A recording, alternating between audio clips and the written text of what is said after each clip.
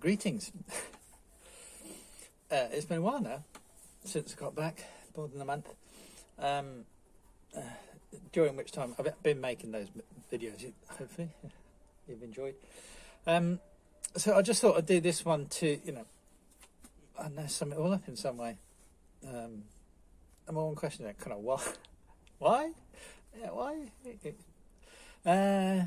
Very simple, really. I kind of came to realise, I'm not getting any younger.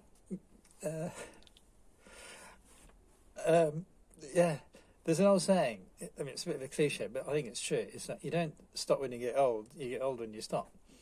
And in that context, I've always cycled, I've always explored, and like walking, So, walking and cycling, they're mechanisms for new adventures, and always have been. So, I just thought, in recent years, I just thought, okay, well, I've done endless one-day adventures, but never really multi-day adventures. So I started the first one with the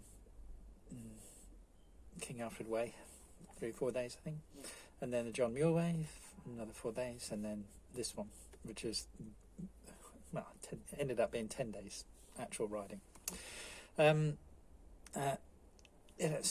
Just kind of keep doing it. This is as good as excuse as any.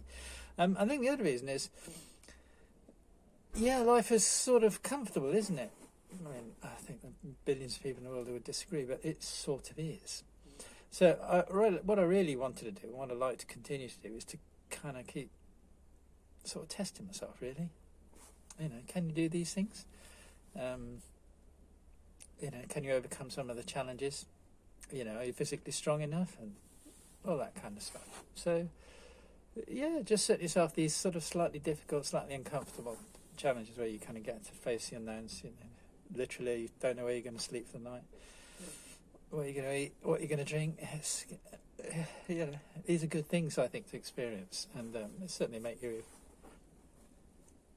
appreciate the finer things in life when you come across them again. What did I learn? Well, I think the number one thing, that I take from this is the kindness of strangers. The world is a very difficult place at the moment, isn't it? Led by politicians who just, I should say, disappointed, and leave it at that. But the reality is, actually, most people, I think the bulk of humanity out there, are lovely, decent people, and certainly those that I came across when I needed help offered it unconditionally, and more beside it very often. And I've every reason to believe that's kind of the way it is. So I think these sort of trips are often a brilliant way of discovering that, reconnecting with the better side of humanity, because good people are out there, and people will help if you ask them. Valuable thing to know and to appreciate. What else? Well, I think what else is,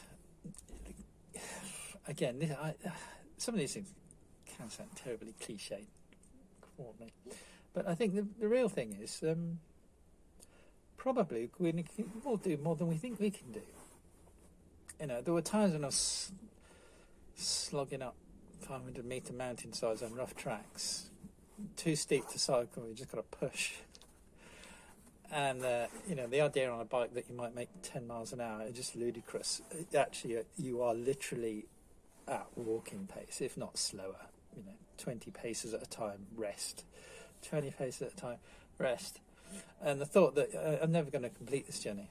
Well, the way you complete the journey is literally one step at a time, and literally one pedal stroke at a time. And they all add up. Basically, it's just maths. And you get there.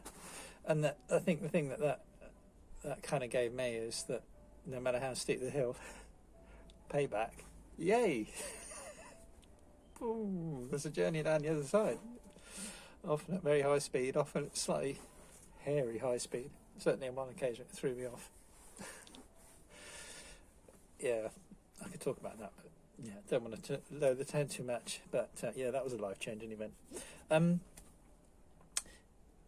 then the final thing, I think, is more of the same.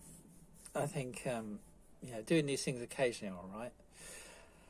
But I think if you know in your life, you've got this adventure ahead, plan for the next year, it's something to look forward to. Because the thing is, they're a long time on the horizon, as it were. But they come and go within seconds, they disappear in the rearview mirror, as it were, within seconds, and I can't believe, like, it was the end of July I finished this thing, and it's now, as I speak, 10th September, I think. What? So, lots of them. So I'm already kind of thinking about kind of where to go. Well, I think the next one's provisionally I've got one lined up in October. Very simple, straightforward one in Norfolk. A friend of mine who was due to go with me couldn't make it because he damaged his knee. And he'd never made that trip. But Norfolk is relatively flat. There are hilly bits, but it's relatively flat. So we're going to try and do that together. And then I'm planning for next year, maybe 2 or 3. Again, up Scotland. Scotland is amazing, the West Coast especially. And there is a monster, the Scottish Highland Trail 550, which is, I did part of it. As it happens, the route I planned touched on part of it. But I want to do it all. I'm not going to do it in 4 days like these. Some of these nutters do it in 4 days. They just don't sleep.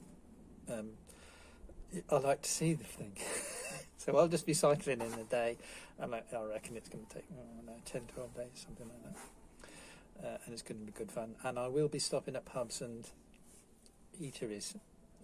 I doubt I'll be taking my camping cooking gear. And then longer term is that I want to get abroad, actually. Much more difficult because of Brexit. But yeah, I fancy that.